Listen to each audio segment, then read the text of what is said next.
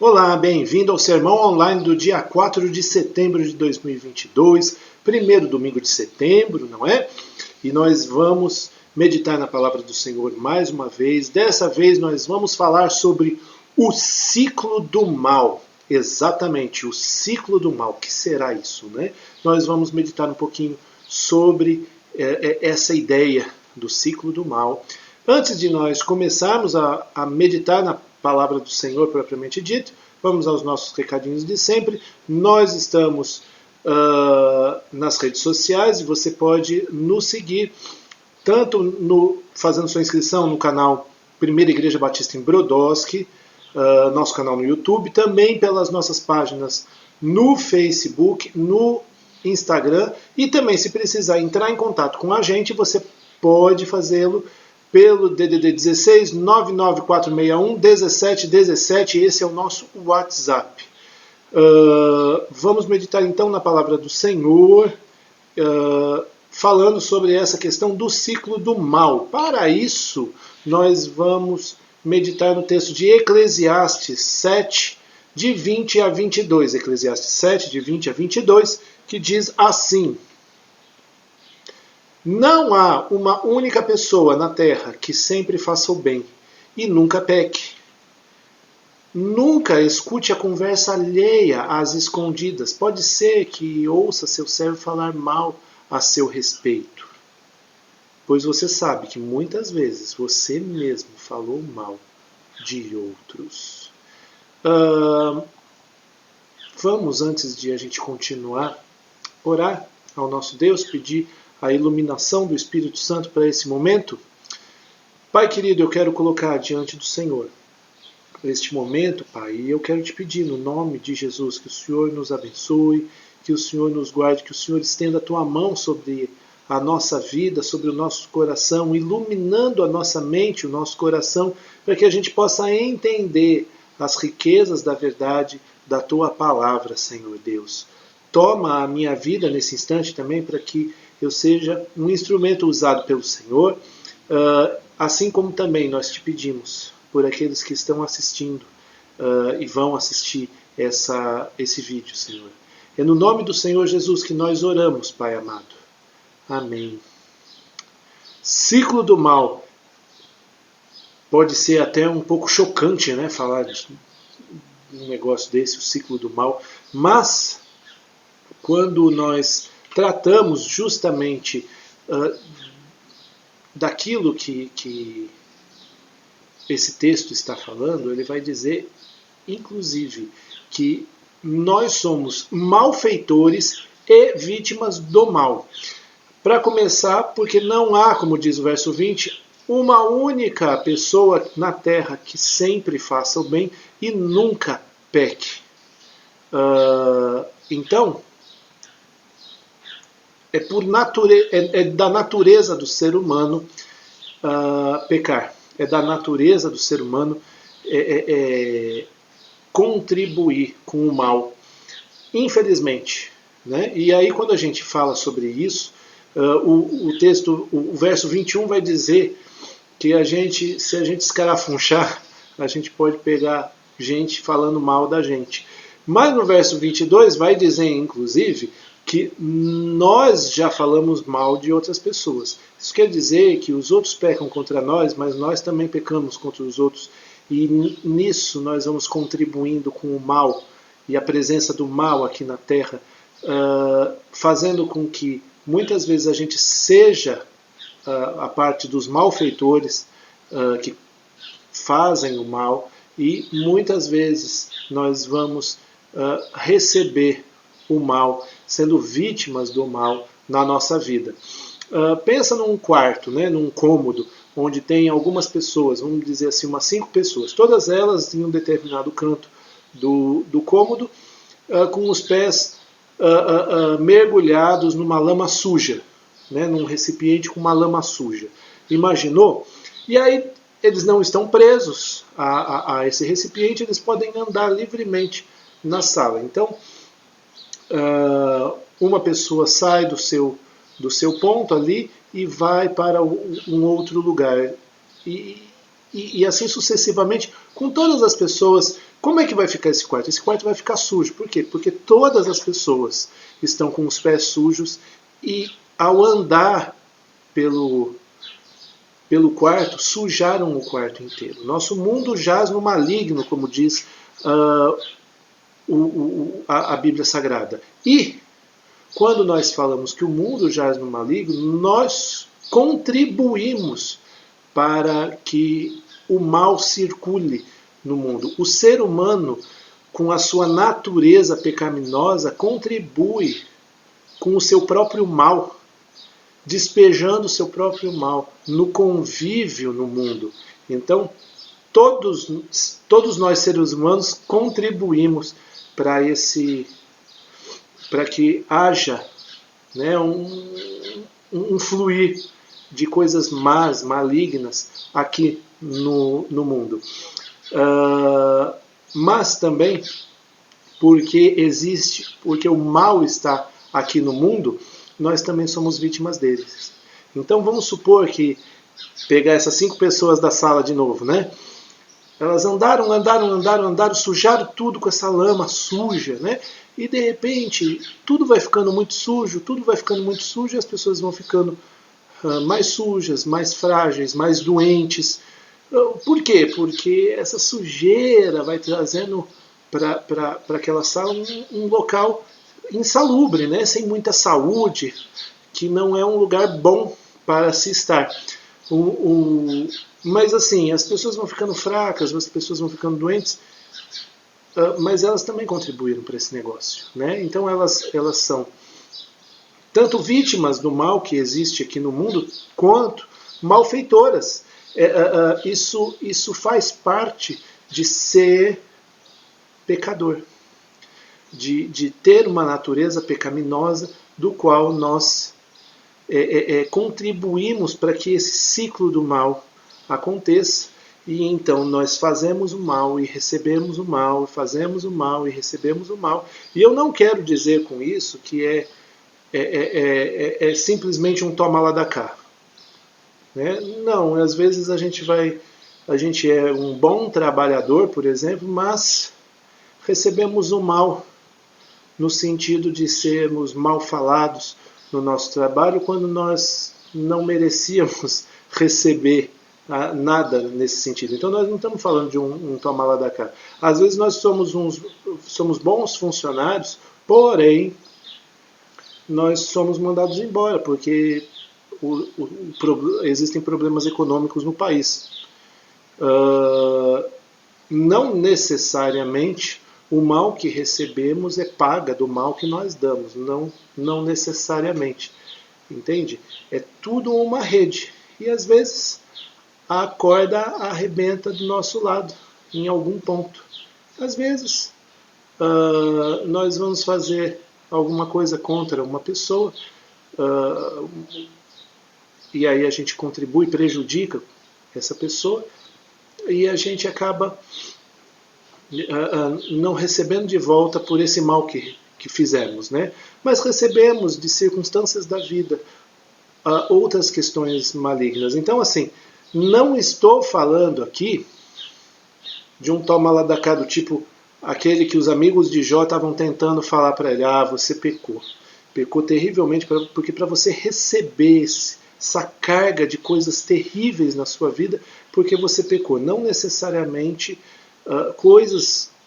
somos vítimas do mal em coisas que nós fizemos. Somos vítimas do mal porque o mal está aqui, neste mundo, cheio de pessoas pecadoras, inclusive. Então, não necessariamente, né, nós somos vítimas do mal como uma paga do mal que nós fazemos. Né? Mas, por exemplo, somos super responsáveis no trânsito. Né?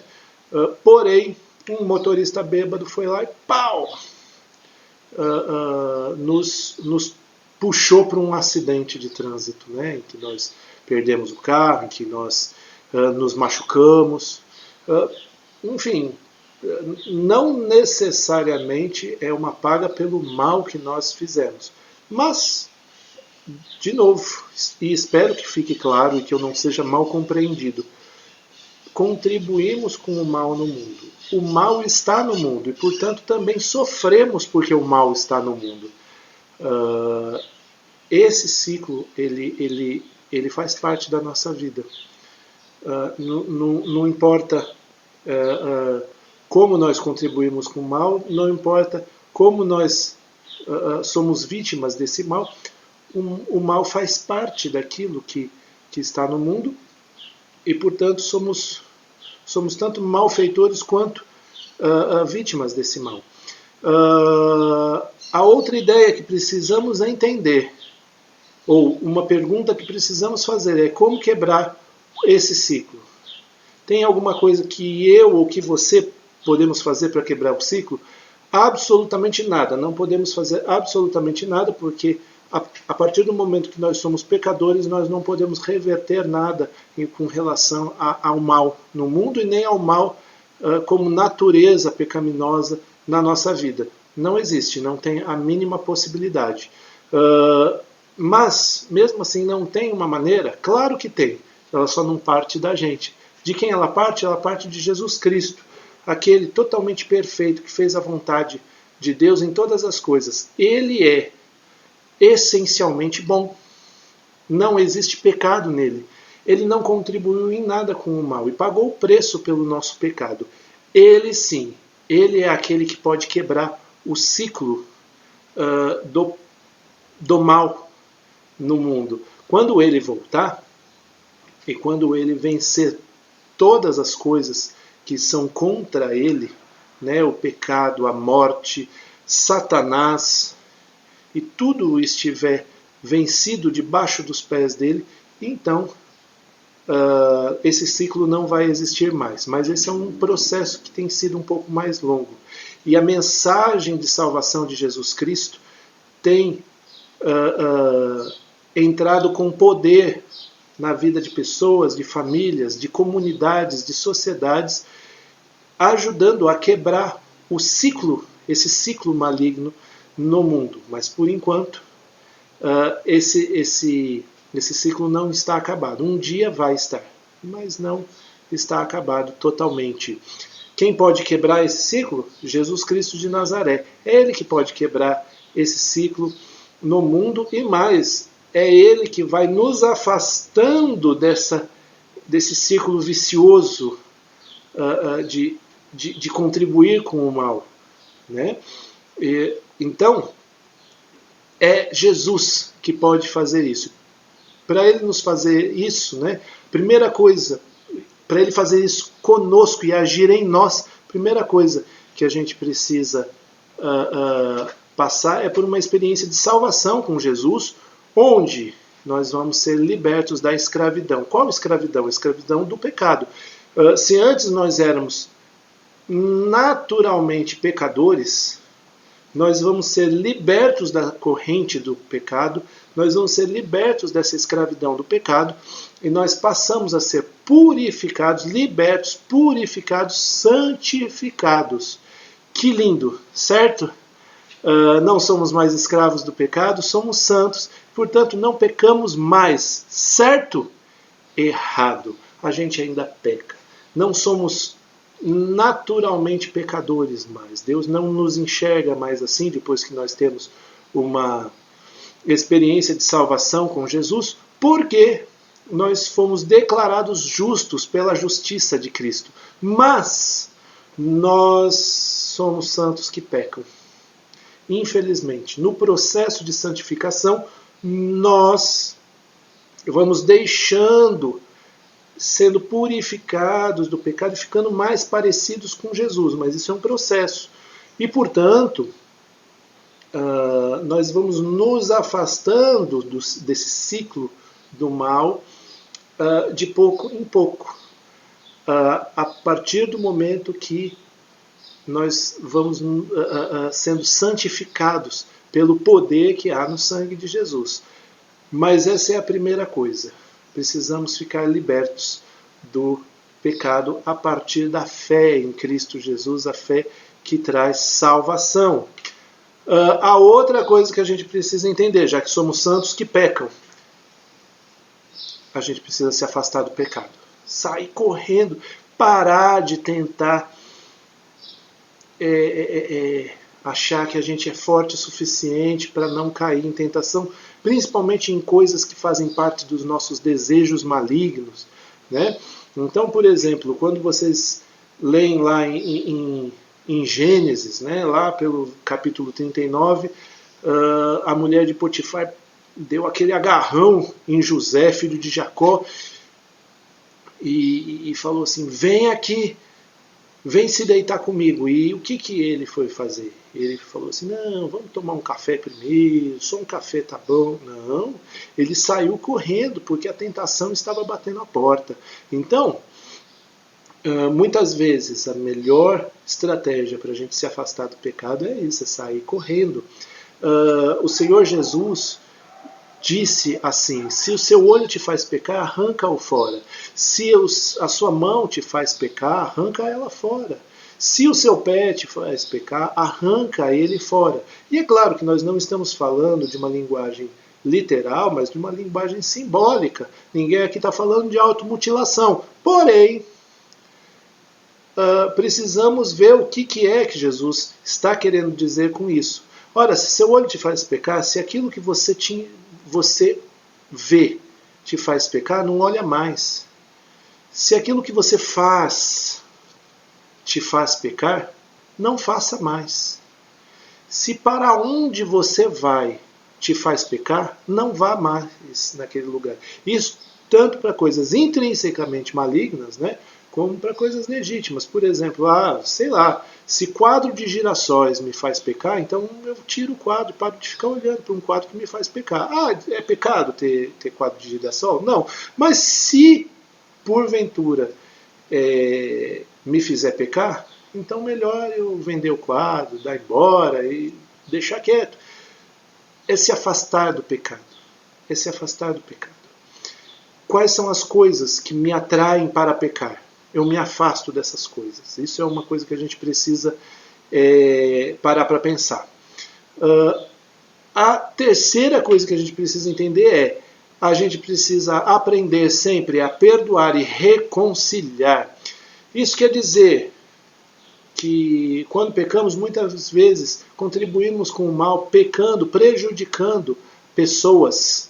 E aí nós precisamos, ou somos vítimas desse mal, né? E pessoas nos prejudicam, nos magoam, e o que a gente precisa fazer? Guardar ressentimento? Se a gente guarda ressentimento, a gente não resolve essa questão e não se afasta do ciclo do mal, porque guardar ressentimento é algo que vai nos levar sempre a ficar maquinando o mal, sempre é algo que vai ficar nos fazendo maquinar a vingança, e aí a gente fica muito mais próximo desse ciclo do mal, retribuindo, por exemplo, o mal com o mal. Então, qual é a vontade de Deus para a nossa vida? Que a gente perdoe. É fácil? Nem sempre é fácil.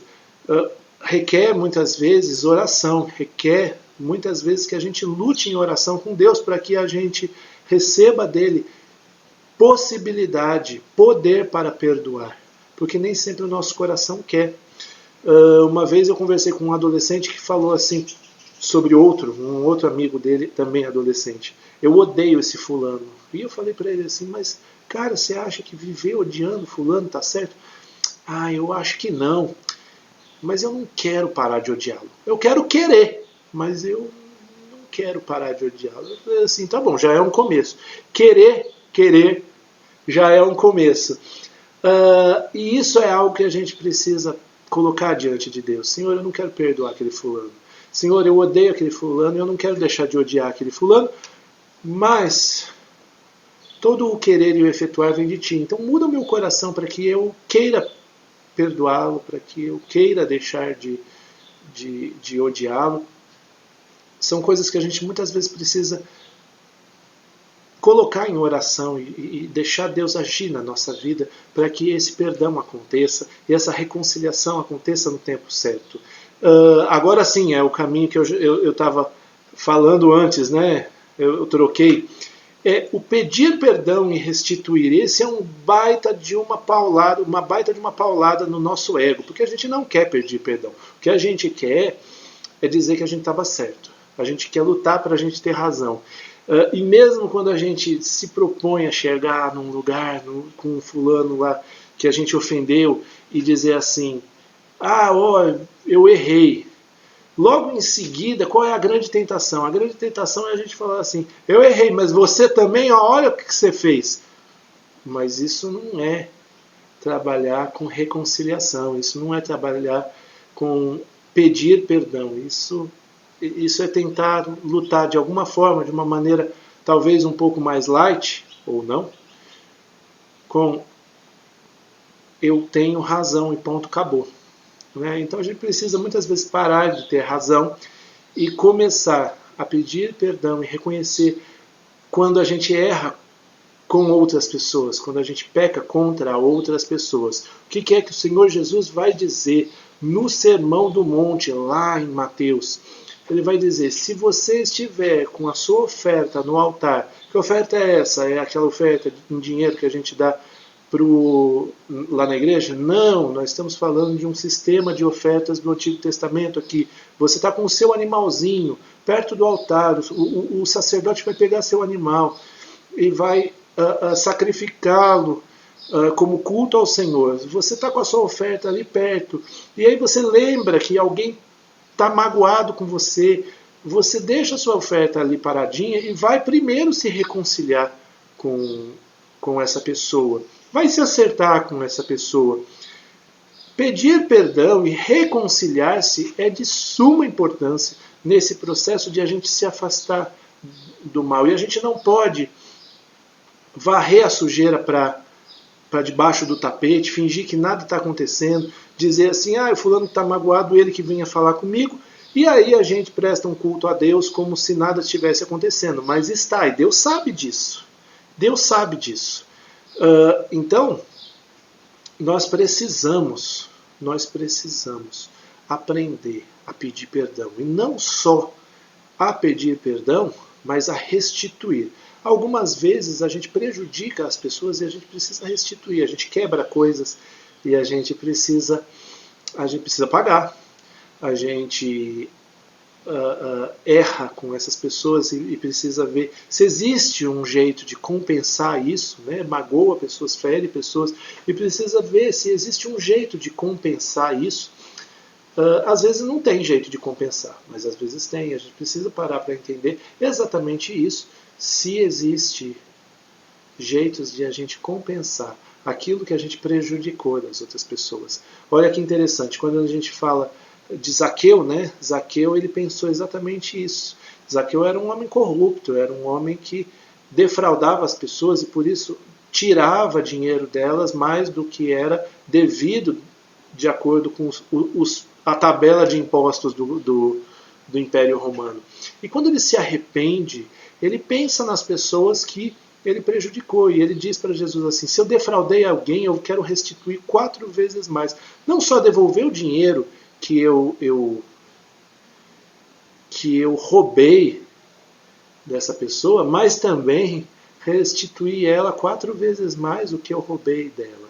É um baita sinal de que ele está arrependido e de que ele está disposto a restituir todo o prejuízo que ele causou às pessoas. Muitas vezes a gente precisa parar para pensar. Não é só pedir perdão, é como é que eu posso contribuir para que o meu prejuízo ou as consequências do prejuízo que eu causei sejam zeradas ou pelo menos diminuídas. Né? São determinadas coisas que nós precisamos parar para pensar. Então, 3 coisinhas ou 4 coisinhas que a gente precisa para se afastar desse ciclo do mal. A primeira é ser liberto da escravidão do pecado. Isso a gente só vai conseguir fazer com a ação de Cristo Jesus, nos salvando e nos libertando. A segunda coisinha, a gente precisa se afastar do mal, se afastar do pecado, parar de tentar encará-lo e fazer os nossos desejos malignos arderem ali e a gente cair em tentação. Terceira coisinha, a gente precisa perdoar e reconciliar. E quarta coisinha, a gente precisa aprender a pedir perdão e restituir quando é possível.